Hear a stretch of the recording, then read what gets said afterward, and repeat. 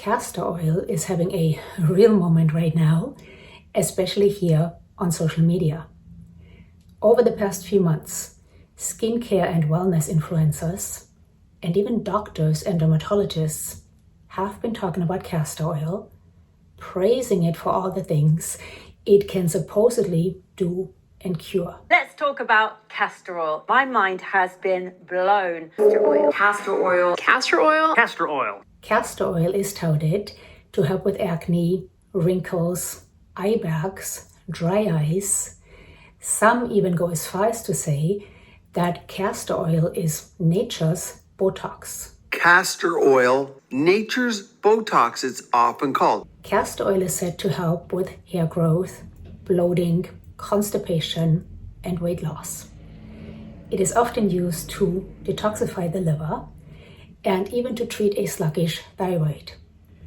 Some even go as far as to say that castor oil could be a possible cure for fibroids and even tumors. Now, while the enthusiasm over castor oil and its supposed healing powers continues to grow, and while there is plenty of anecdotal evidence, aside from castor oil being somewhat useful in the treatment of constipation and it being a good natural moisturizer for the skin and scalp, there is very little scientific evidence for other possible health benefits. That being said, just because there is very little scientific evidence on the healing powers of castor oil doesn't necessarily mean that castor oil is useless. Castor oil is rich in ricinoleic acid, which has anti-inflammatory as well as antimicrobial benefits, which could be why some love using it topically to treat certain skin and even scalp conditions. And could these anti-inflammatory and antimicrobial benefits possibly be helpful to treat other ailments? Who knows? But at the very least, slathering castor oil on certain body parts comes with very few side effects. And to be honest, some of these anecdotal claims about the miraculous healing powers of castor oil have definitely got me curious. And I might just try different applications of castor oil down the road. And of course, I will keep you posted. However, just the other day, I got an email from my good friend Bev Sanderson, who is not just the founder of the skincare company Maysama, but a skincare and red light therapy expert. In her email, Bev sent me a video of a woman raving about the magical combination of red light therapy and, you guessed it, castor oil. Our initial reaction to the video was, why would anybody in their right mind use a thick, sticky oil like castor oil in conjunction with their red light therapy, when for years now we have been told to get the most out of our red light therapy for skin rejuvenation, we should use it on bare skin or with an oil-free antioxidant serum, since oil may hinder light penetration. So Beth and I were going to make a video on why not to use castor oil in conjunction with red light therapy, which we thought would be short and obvious. But then we did a bit more research. Well, to be honest, Beth did most of the research. My research basically just led me to more videos of influencers claiming that since combining castor oil with red light therapy, they had taken their skin to the next level. So is castor oil the magical addition to our red light therapy? So Beth, how do you feel about castor oil in conjunction with red light therapy? If you'd asked me a week ago, you might have got a different answer. We knew we were going to have this conversation because I mentioned to you that it's having a bit of a moment and doing the rounds on YouTube. And that has made me look into it further. Now, I remember having a conversation with Penn Smith a few years ago when they were asking about emollients and red light therapy.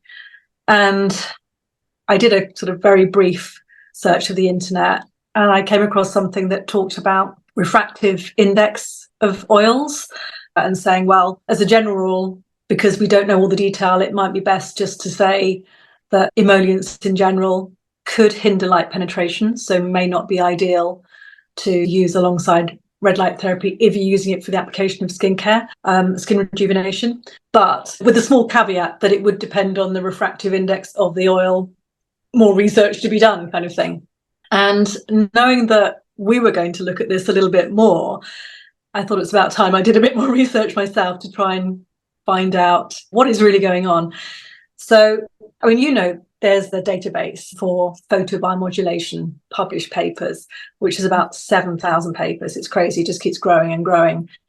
And if I look at that and try and search on emollients and red light therapy, you come across just a handful of papers. There's papers in relation to using emollients like calendula in combination with red light therapy, but that was looking at diabetic foot ulcers. So can we relate that to skin rejuvenation? Probably not. You know, they are purely using the red light therapy to increase the absorption of the oil to get the therapeutic benefit of the oil. They're not using the oil to increase the efficacy of the red light therapy. So it's a little bit sort of horse and cart, isn't it? Which comes first? What is your goal? So I put that aside and I thought, well, let's just do a more generalistic search on light therapy and emollients on the internet. And this is where it got quite interesting, because when you do that, there is quite a bit of research around light therapy and emollients, but it's in relation to UV light therapy, which is different. You know, it's not red light, it's not near infrared light. So that application, they use UV phototherapy quite frequently to treat different skin diseases. And then emollients really form part of that treatment because they help keep the skin moist and also it's wound healing. So in that respect, they combine those two therapies. And because it's important that the emollient doesn't hinder the penetration of the UV light and decrease its efficacy, researchers have started to take an interest in that and said, well, which are the best emollients to pair with UV phototherapy to get the best results? So there's probably around 10 published papers around this, but there's one particular paper which gives us a lot of detail. It looked at some basic emollients and combined it with UV phototherapy. And within that study, they looked at Vaseline oil, mineral oil, glycerol. Those three emollients were seen to actually enhance UV light penetration. And then there were other emollients in the study where you've got petrolatum was one, shea butter, and coconut oil. And those were seen as UV blocking. So they start to dig a little bit deeper and analyze, why does this do this and why does this do this? And they saw that the refractive index of those oils that actually worked as enhancers for UV light penetration was closer to that of skin, closer to the stratum corneum. So those first three oils that we mentioned have got a refractive index of 1.47. And you can take skin as 1.5. I mean, it will depend on the moisture content of the skin, age, gender, melanin content. In fact, there's a whole paper around that where you've got 198 Japanese participants where they actually look at just the refractive index of skin alone. But you can take it at 1.5. So the 1.47 of the Vaseline oil and the mineral oil was very close to that, which is why it was helping the light penetration. And then those other oils, which didn't work so well, which actually reduced the light penetration, it was 1.46, and the coconut oil was 1.43. So just that small difference can make a substantial difference in terms of whether it actually absorbs UV light. So if we can relate that to red light therapy, because we don't know whether we can, it's always a maybe, but if you can draw that parallel, then interestingly, the refractive index of castor oil is 1.47. Okay. So potentially, yes, it could actually aid light penetration. And if we go down that line, then start looking at skincare oils in general, you've also got grapeseed oil, avocado oil. There's lots of oils that have 1.47, which would be beneficial. So I think that's quite exciting, because to date we've been saying probably don't use your facial oils with red light therapy. But if you can draw that parallel, then potentially you could also build your facial oil into your red light therapy routine. So it could be that castor oil enhances possibly red light penetration, but does enhancing penetration equal enhancing benefits? For example, your serum, your green rooibos pressed serum, that is a mouthful, has shown in studies to actually enhance benefits. So does penetration actually equal benefits? I would say yes, it does. It does enhance benefits. If you get more of that light into your skin, then you will get more of that benefit. It's a separate benefit to the way that our serum, our hero ingredient, the aspalathin enriched green rooibos, works, which is because it complements the action of red light therapy. So we know that red light therapy increases the rate of mitochondrial respiration. We get more ATP. And we know that green rooibos extract, the aspalathin within that, does that same action. So it increases the health of mitochondrial respiration and increases ATP output. And it also feeds alternative energy pathways like glycolysis, which helps the regeneration of cells. So we get more of those cells that produce collagen. So that's the action of rooibos. So if we've got an oil potentially that has rooibos in it, we've got better light penetration, and we've got rooibos, then that's a double whammy. So maybe adding some rooibos to castor oil in the future could be. Well, we've already got a rooibos oil because we already have rooibos in our biofirm oil. People have been asking us, can we use the oil before red light therapy? And until now, with an abundance of caution, we've said, well, we really see it as a formulation that you would use post LED. I think now, potentially you could use it as a pre-LED treatment, because it's formulated in grapeseed oil as a base, which has a refractive index of 1.47. If we can make those parallels, it's all an if, isn't it? And, a maybe. And you're saying if we can make those correlations, because right now we're talking about studies that have been done on UV radiation. We don't have them on red light therapy yet. We don't. But let's say somebody wants to use castor oil. To me, that seems a bit... I'm not the biggest fan of castor oil for cosmetic applications because it is so heavy. But let's say somebody wants to use it for their red light therapy. It could possibly help the light. It could possibly help, yeah. Mm-hmm. What other benefits? We know castor oil is anti-inflammatory.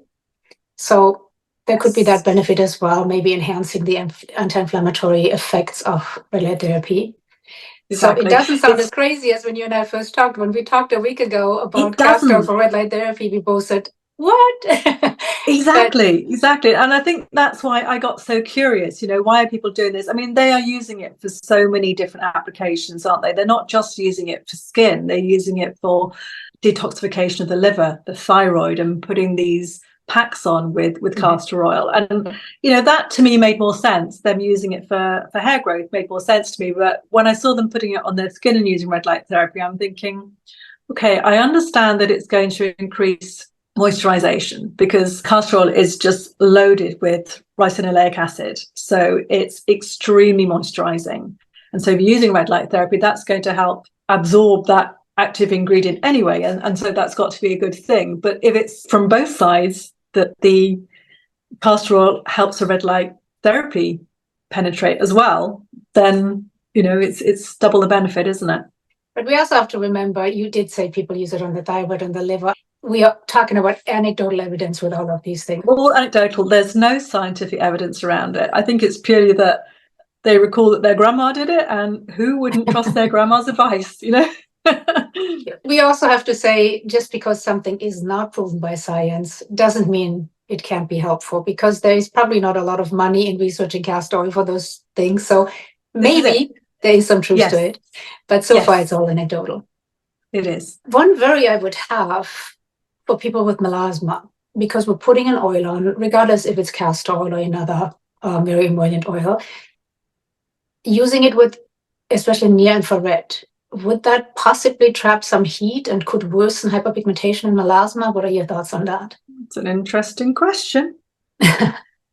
It's an interesting question. I mean, anyone with melasma, we tend to say to them not to use near infrared anyway, because the near infrared light is very different to red light. Because whilst red light therapy, which includes an infrared light, is defined as non-thermal energy, there is a difference between red and near infrared, and that's the near infrared excites molecules. It makes them vibrate, and that vibration in a cell actually increases the temperature of the cell.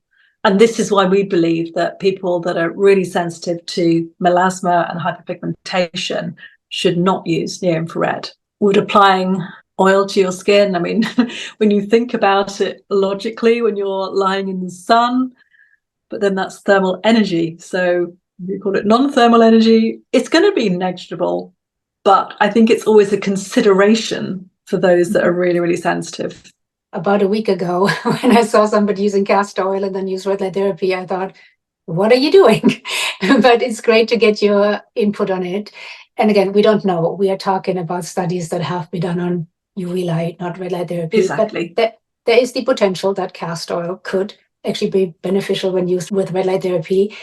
Now, are you going to be trying it anytime soon with your devices? Well, probably not, in all fairness, because we do have our own oil formulation. And there are other oils like avocado oil, olive oil.